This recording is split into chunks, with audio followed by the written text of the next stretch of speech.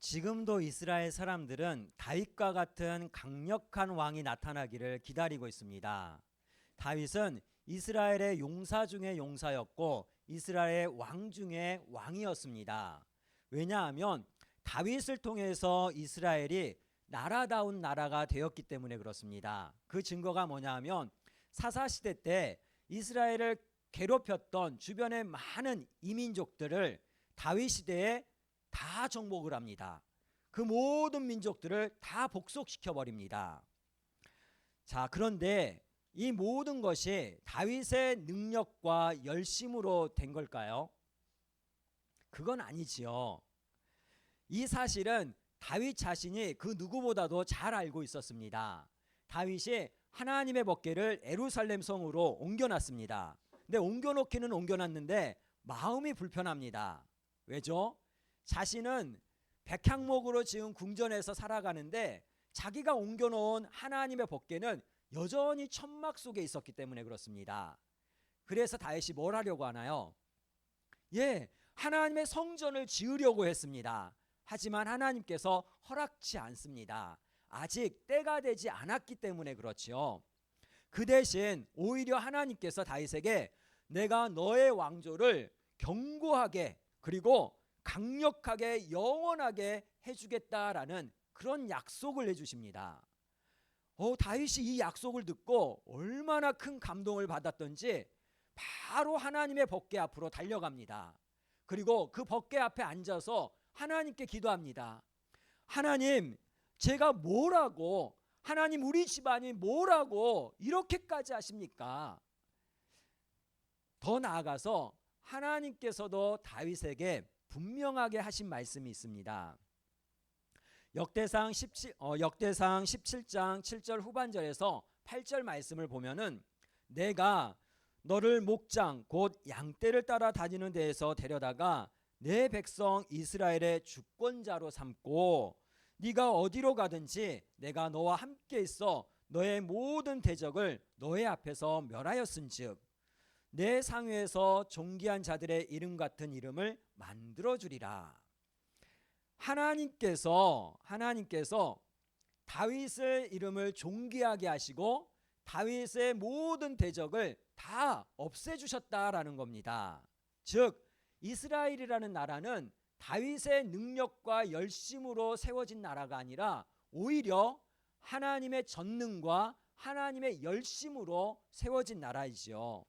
중요한 것은 하나님께서 왜 이런 일을 하고 계시는가입니다. 넘어가서 자주 반복하지만 어차피 하나님께서 다 알아서 하시네. 그럼 나는 가만히 있으면 되지 뭐. 이렇게 생각하면 곤란합니다. 성도는 하나님의 주권을 인정함과 동시에 하나님께서 나에게 주신 허락한 삶을 책임감 있게 잘 살아가야 됩니다.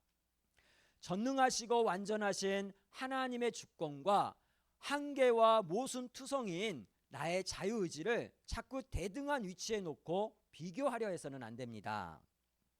진짜 자유의지, 진정한 자유의지는 다른 게 아닙니다.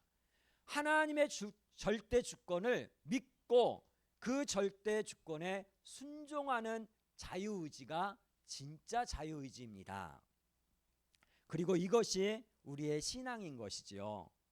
아브라함이 하나님 앞에 이삭을 바칠 때 그러했고 또 예수님께서 겟세마네 동산에서 땀방울이 핏방울로 변할 정도로 엎드려 기도하실 때 그러했습니다. 내 원대로 마옵시고 어떻게 해요? 아버지의 뜻대로 하옵소서. 믿음의 사람들은 이러한 삶의 여정을 통하여서 이 땅의 헛된 것에 매이지 않는 진짜 자유를 누리게 되는 것이지요. 더 나아가서 영원한 하나님의 나라의 소망이 때론 힘들고 지쳐 있을 때도 나로 하여금 평안을 주게 합니다. 평안을 누리게 한다는 겁니다. 그렇게 우리는 하나님의 거룩한 자녀로 성숙해 가는 것이지요. 우리가 교리적으로 예정은 될 대로 되라지가 아닙니다. 이것은 하나님에 대한 확신 속에서 진정한 자유와 평안을 누리는 것이 바로 예정론의 교리입니다. 넘어가서 오늘 본문을 보면은 다윗 왕국은 다윗 홀로 일군 것이 아님을 분명하게 알려주고 있습니다. 다윗은 늘 생사가 오가는 그런 삶을 살았지요. 사울에게 쫓기면서도 그랬고 오늘 전장에서도 마찬가지입니다. 15절 말씀을 보면은 블레셋 사람이 다시 이스라엘을 치거늘 다윗이 그의 부하들과 함께 내려가서 블레셋 사람들과 싸우더니 다윗이 피곤하매. 다윗의 부하들과 함께 이스라엘을 공격한 블레셋을 맞서 싸웁니다. 당시 왕이 해야 될 가장 중요한 일 중에 하나가 뭐냐면 이민족이 침입했을 때 나가서 그들을 맞서 싸우고 막아야 되는 겁니다. 그렇게 백성을 지키는 것이 왕이 감당해야 될 가장 중요한 일 중에 하나였습니다. 그래서 다윗이 전장에 나가서 목숨 걸고 싸우는 겁니다. 왕이지만 적과 적을 상대해서 정말 사력을 다해서 싸우는 거죠. 예, 사력을 다해서 싸우면 어떻게 될까요? 시간이 지나면 지날수록 힘이 빠지지요. 버겁지요. 오늘 다윗이 적들과 맞서 싸우다가 몹시 피곤했다는 겁니다. 너무 지쳐서 힘이 다 빠져버린 것이죠. 그때 누가 다윗에게 달려드나요?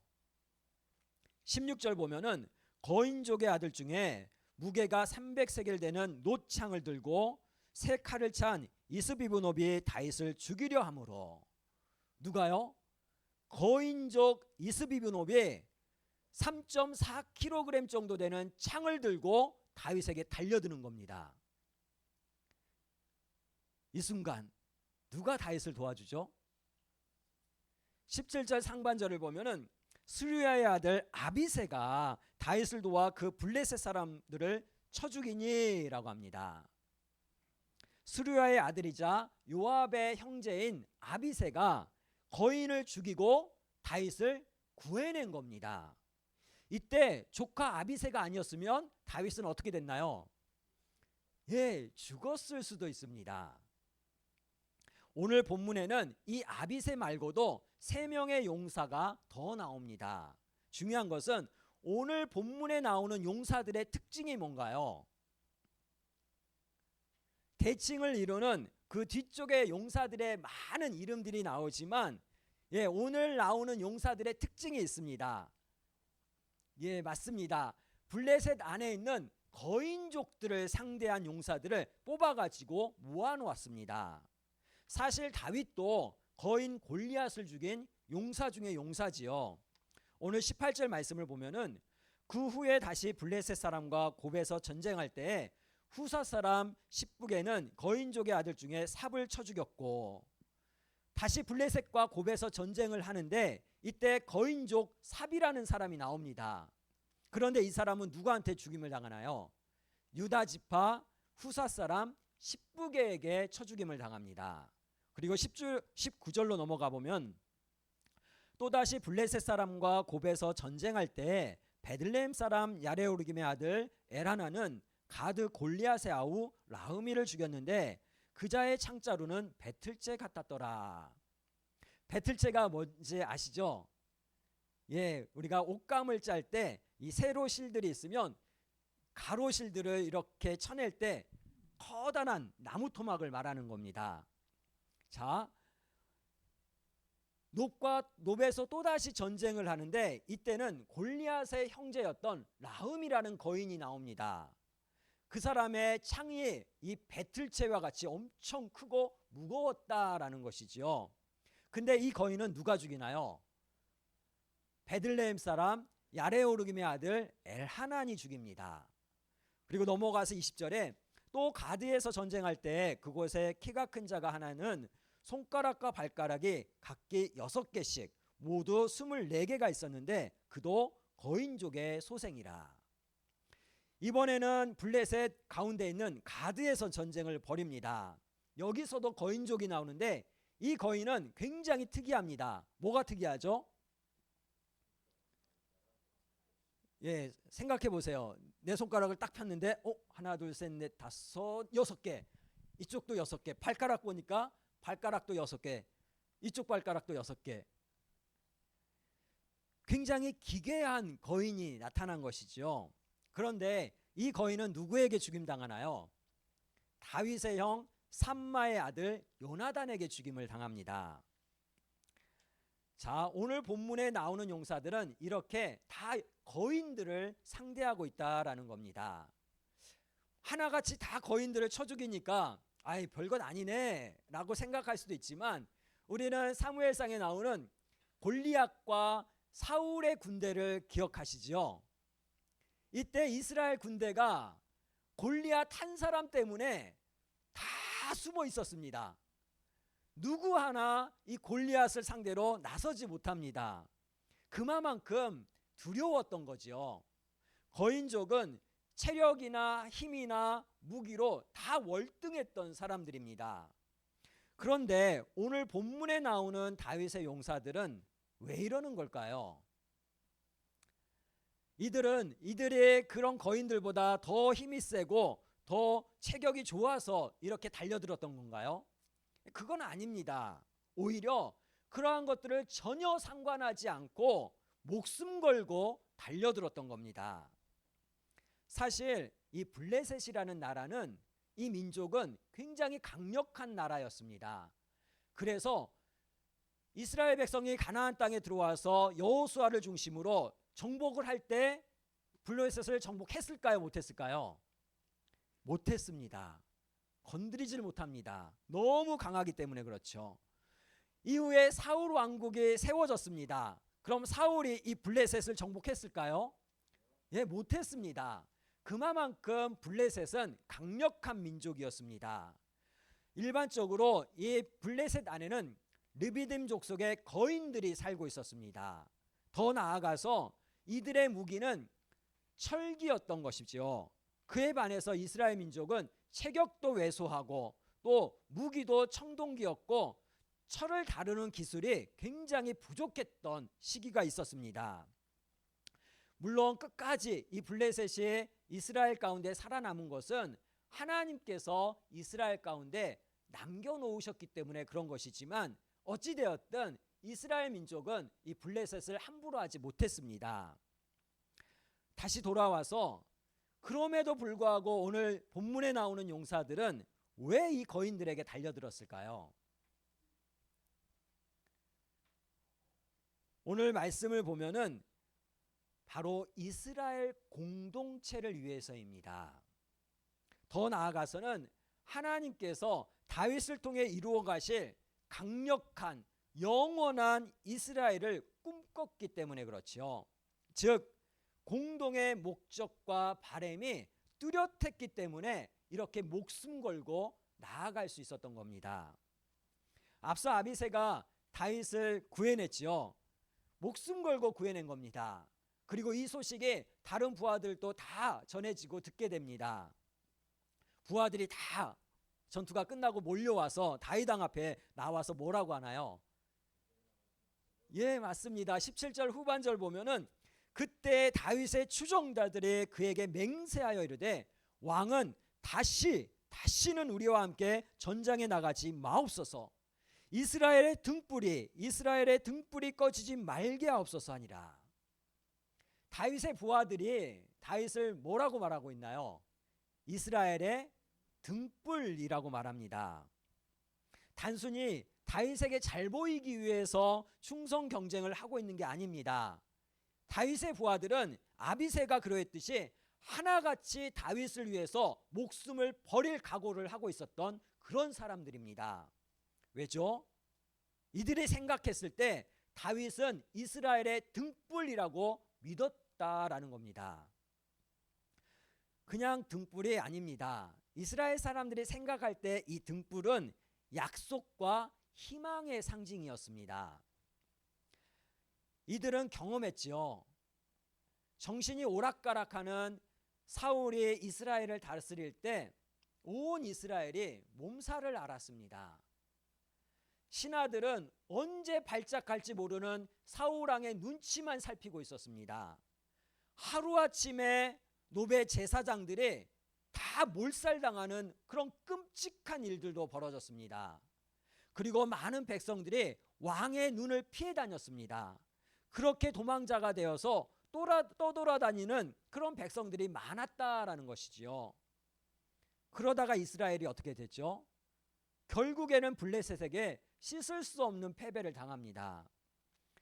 그렇게 이스라엘 사람들이 성을 빼앗기고 또한 블레셋에게 노략질당하고 모욕을 당했습니다. 그럼에도 불구하고 어떻게 해볼 수 있는 그런 방법이 없었습니다. 그러다가 이스라엘 백성들이 다윗에게서 이스라엘의 희망을 봤던 겁니다. 그 증거가 뭐냐면 사울이 죽고 난 이후에 여러 지파의 사람들이 군사를 이끌고 다윗에게로 속속 모여듭니다. 다 다윗을 지지하며 다윗의 부하가 되기 위해서 몰려왔던 겁니다. 게다가 다윗에게는 하나님의 언약이 있었습니다.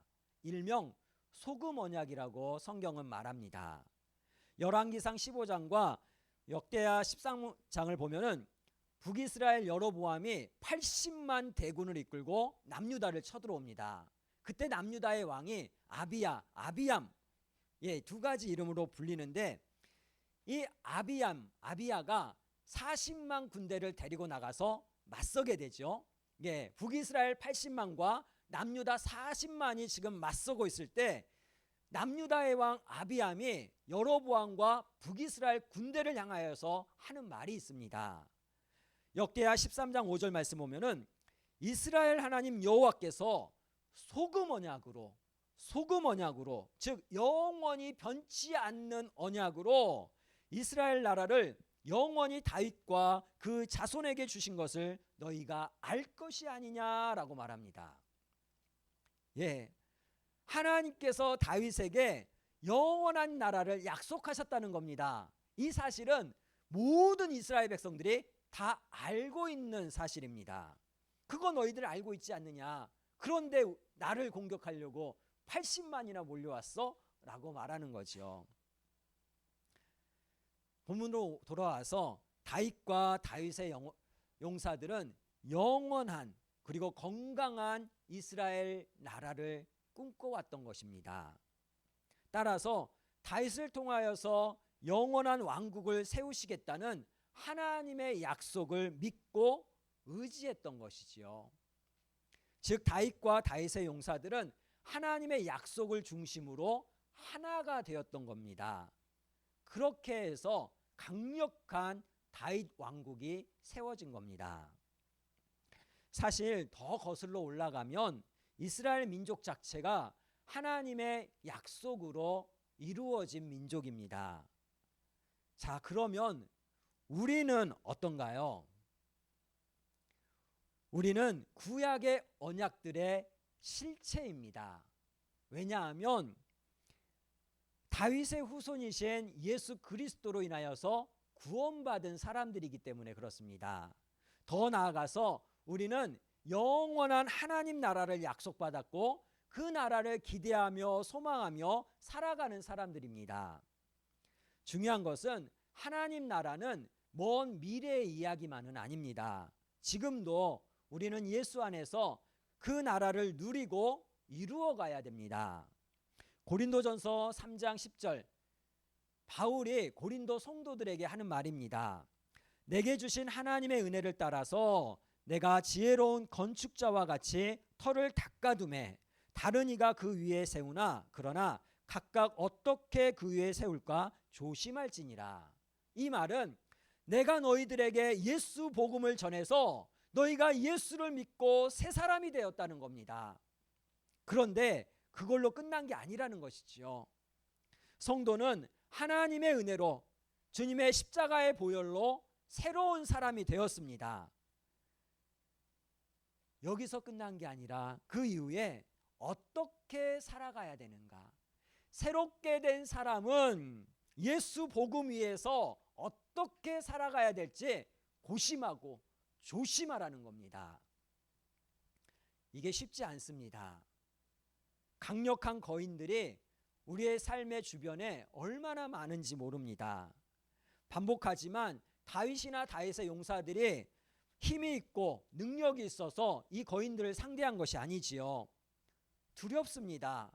그리고 버겁습니다. 우리도 마찬가지입니다. 때때로 세상의 권세와 부귀영화에 기죽고 그것에 짓눌려서 살아갑니다. 때로는 하나님보다 세상이 더 크게 보일 때도 많습니다. 그래서 세상에서 어떻게든지 살아보려고 각자 도생하려고 그리하다 보니까 하나가 되지 못할 때가 너무 많습니다. 결국 그 모든 것은 다 지나가고 썩어질 텐데도 그리 살아갑니다. 예수님께서는 하나님 나라를 소망하는 우리에게 교회라는 공동체를 주셨습니다. 교회는 마지막 날에 새 예루살렘 혹은 어린 양의 신부로 그렇게 빗대어서 언급됩니다. 왜인가요? 왜 교회가 새 예루살렘이고 어린 양의 신부가 되는 건가요? 교회 공동체는 거룩한 공동체이기 때문에 그렇습니다. 그리고 그 증거는 다른 것이 아니라 예배입니다. 교회는 주님 오시는 그날까지 믿음의 성도들이 함께 모여서 하나님을 예배하는 예배 공동체입니다. 왜냐하면 우리가 기다리고 소망하는 그 하나님의 나라가 바로 예배의 나라이기 때문에 그렇습니다. 신앙생활을 하다 보면은 예배가 안 될 때가 있습니다. 그때 가만히 돌이켜 보면 나의 영혼이 상하고 나의 삶이 어그러져 가는 것을 우리가 경험하게 됩니다. 사실 우리 공동체는 예배에 굶주렸던 이들이 예배를 사모하면서 함께 모여 지어진 공동체가 우리 그 교회 아닌가요?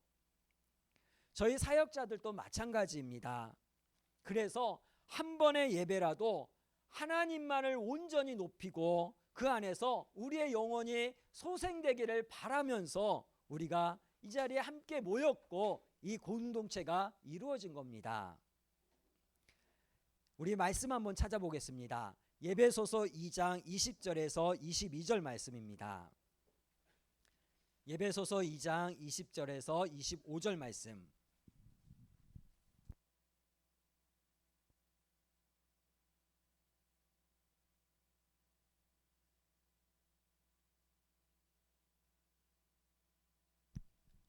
이 말씀이 얼마나 귀하고 복된 말씀인지 모릅니다.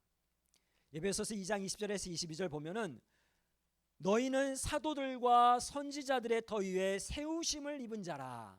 이게 무슨 말인가요? 우리는 옛 언약과 새 언약 위에 세워진 존재들이라는 겁니다. 그리고 그리스도 예수께서 친히 모퉁이 돌이 되셨느니라. 그의 안에서 예수 안에서 건물마다 서로 연결하여 주 안에서 예수 안에서 성전이 되어가고 너희도 성령 안에서 하나님이 거하실 처소가 되기 위하여 그리스도 예수 안에서 함께 지어져 가느니라. 주님의 자녀들이 예수 안에서 서로 연결되어지고 성령 안에서 하나님이 거하시는 거룩한 처소 성전이 되어간다라고 말하고 있습니다. 옛 언약과 새 언약이 다른 게 아닙니다. 우리가 하나님을 온전히 예배하는 예배의 처소로 예배의 공동체로 예배자들로 세워지는 것, 이게 하나님께서 기대하고 바라시는 겁니다. 그러므로 우리는 예수 복음으로 이어지고 예수 안에서 하나가 되어야 됩니다. 다윗과 다윗의 용사들이 다윗에게 향한 하나님의 소금 언약으로 하나가 되었던 것처럼 우리도 그렇게 되어야 됩니다. 따라서 우리는 십자가의 사랑과 용서로 하나가 되어야 되고 그리고 영원한 하나님의 나라를 소망하면서 하나님의 거룩한 성전이 되어가야 됩니다. 뿐만 아니라 기쁨으로 예배하는 그런 가정과 공동체가 되기를 주님의 이름으로 축복합니다.